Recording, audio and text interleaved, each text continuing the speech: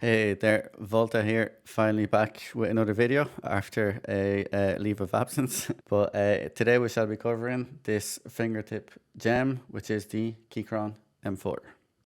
Keychron are mostly known as a keyboard company. However, they have been venturing into the mouse space of late and have a few different offerings on their website. And I gotta say, so far, I am pretty impressed. So we can take a closer look at the specs, which I will have somewhere displayed for you on the screen. The switches are the Huano micro switches, which are rated at 80 million clicks. They're very easy to actuate and very spammable, which I do appreciate as this is predominantly a fingertip grip mouse. One thing to report on my copy is when I do actuate them more towards the front, they are mushy and there is a bit of a springy sound, which I think is partially due to the amount of pre and post travel and the amount of side to side flex. It's definitely more pronounced on mouse 1. However, I can't really replicate it because I tend to hold the mouse towards the back. It's definitely more springy and mushy towards the front. So depending on where you might grip the mouse, that is something to bear in mind. Coming to the scroll wheel, and it's a little bit of a mixed bag in my own personal experience. However, I would like to emphasize personal experience. It can be a little bit too easy to scroll up and down, in my opinion, and a tad too loose. So sometimes when I activate mouse 3, I scroll up by accident, but that could be a me problem. I do tend to gravitate more towards a stiffer scroll wheel with more defined steps and a more rigid actuation of mouse 3. So again, this could be down to personal preference. The reason why I do say it's on the mixed bag side of things is I actually use this mouse for work from time to time because there is a Bluetooth mode. And the looser scroll wheel is much better when I'm using it, like for web browsing or for work purposes. However, when I'm gaming, which this review is more on the gaming side of things, I would prefer a scroll wheel like the HSK Pro. When it comes to the side buttons, I guess it may depend on which side of the fence you sit on. Some people may find them to be an absolute necessity, especially if you take their preferred game into consideration, like Fortnite builds. Others who use a fingertip grip may find them to be excessive and they just add unnecessary weight because they don't use them. Or you could sit in the middle of the fence and you don't have any preference at all. However, I try to use them less and less because I do feel that when you try to actuate it, it alters your aim too much. So if you're in a tense fight, that might throw you off and cause you to lose the fight. However, for this review, I try to use them wherever possible. If I apply my preferred grip style, which is one like this, where my thumb kind of curves or uses the curves as an anchor point, I can only really use mouse 4, which I bound to melee in Overwatch 2. If I move my grip a little bit more forward, I can only really actuate mouse 5. If I try to activate or actuate mouse 4, I have to curl my thumb so much that it kicks the back of the mouse out. I've found myself only ever reliably being able to use one of the two. So I do tend to prefer the mouse button implementation in the HSK Pro, and they also have a clear groove here where you can differentiate between the two. So I think that's a nice little addition. There is one here, but it's a lot easier to differentiate between the two side buttons on the HSK Pro.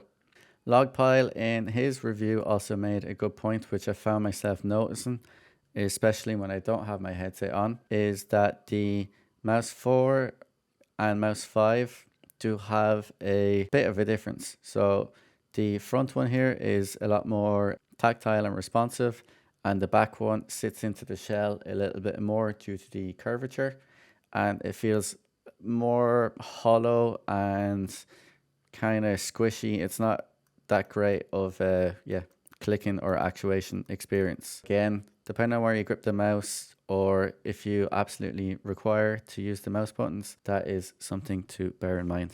Not much to report on the coating side of things because I actually don't think there is any.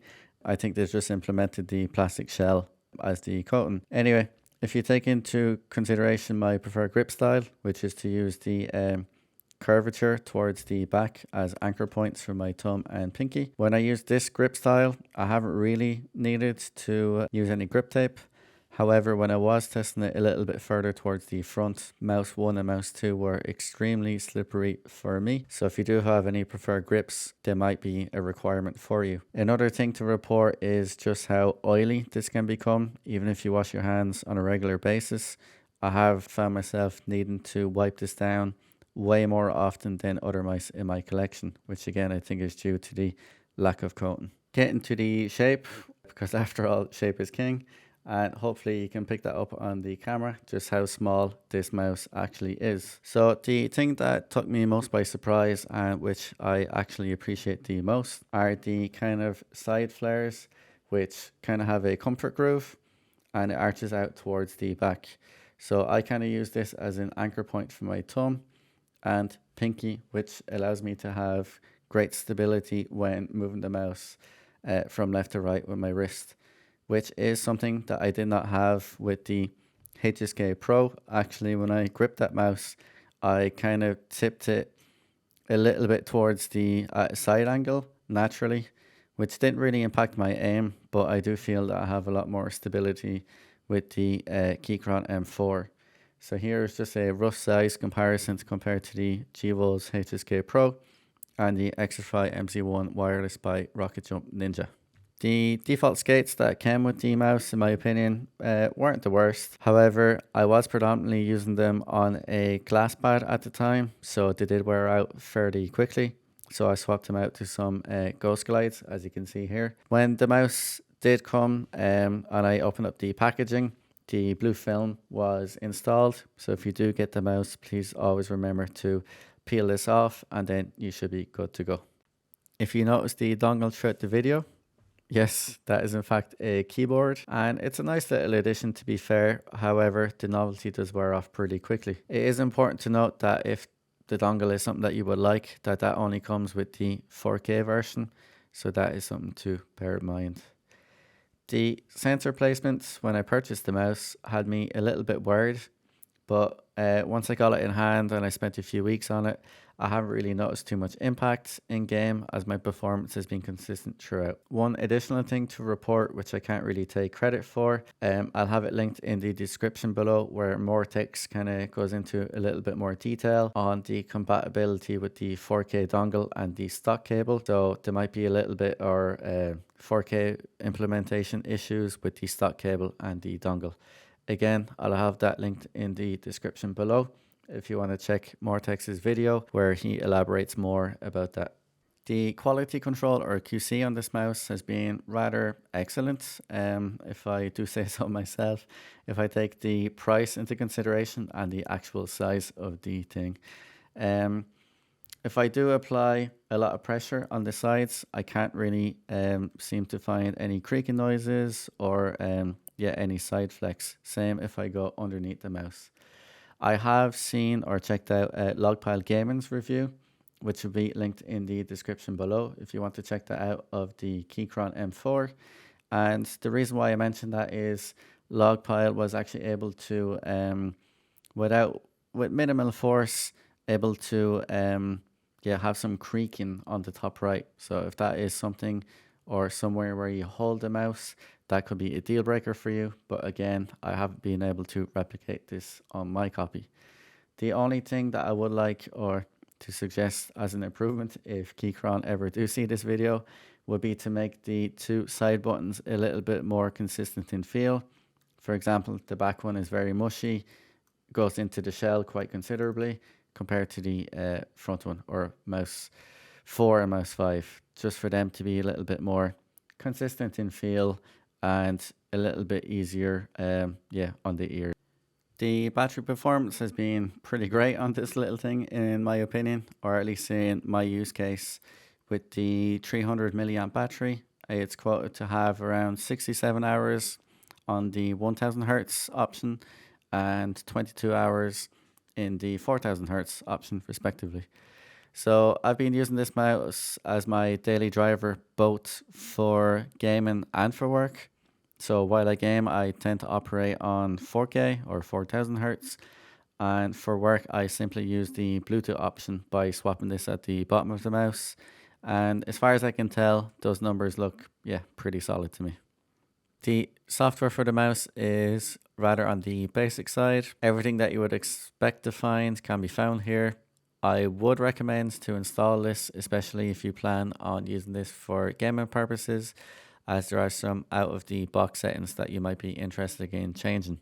Also, with some other companies who are starting to implement this, it would be great if software like this could be utilized in a web browser instead of having to physically go ahead and download this. So hopefully more and more companies adopt this in the future, and this is something that Keychron can take on board with hopefully their mouse implementation and some keyboard offerings that they may have. Getting to the connectivity side of things, the mouse can be used in wired mode if that's your thing, because I'm aware that wired mice might be making a comeback in 2024. But all jokes aside, it can be used in wired mode, Bluetooth mode at 125 Hz polling, which is great for work, school, college, web browsing, or if you like to save on battery in between rounds while you're not gaming.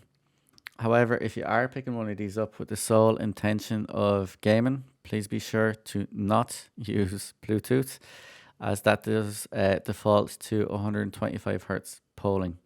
Instead, you can throw in 1000 Hz or 4000 Hz, depending on which option you purchase. Underneath the mouse, there are different switches here for gaming mode, off, Bluetooth mode, DPI, and polling rate. So if you would like to mess around with those settings, you can do. And if you would like to pair it with the 4K dongle or pair it with Bluetooth, there are detailed steps for that in the user manual, which is also included in the box. Who's this mouse for, and is this something worth considering? Well, I think it's a great little mouse, and like I mentioned throughout the video, I've been using it for work, casual web browsing, and also having a blast while gaming. I broke some personal Kovac scores, and for the price to quality ratio, I think it's an easy recommendation for me at least. The only gripe I have, or gripes that I had with it, are the scroll wheel, but that could be a me type issue, and someone else may appreciate the lightness or the ease of actuation for mouse tree. If you haven't used this grip style before, and this is something that you would like to check out, Arlo Gaming made a great point in his video. If you like to venture into the fingertip mouse, other options can be pretty steep, and I have to agree with this take. So for example, the HSK Pro 4K is considerably more expensive than the Keychron M4. So considering the price point at $49 for the 1K version and $69 for the 4K version respectively, I think it's a great pickup. Anyways, before I ramble on too much, if you made it this far in the video, you're an absolute legend. If you like the content, feel free to hit the thumbs up or to consider subscribing, as it really does help a smaller channel out like this a lot. I've recently hit 200 subscribers on YouTube, so a huge thanks to everyone for the continued support, even during my absence. Any comments or feedback are also greatly appreciated. One thing to note or to add, this is my first time recording in the dark, so I kind of messed around with some lighting settings. So if you have any critiques or suggested improvements associated to that, feel free to throw them down in the comments below, and I'll check them out and hopefully implement some changes in the next video. Hopefully catch you in the next one. Until then, take it handy and peace out.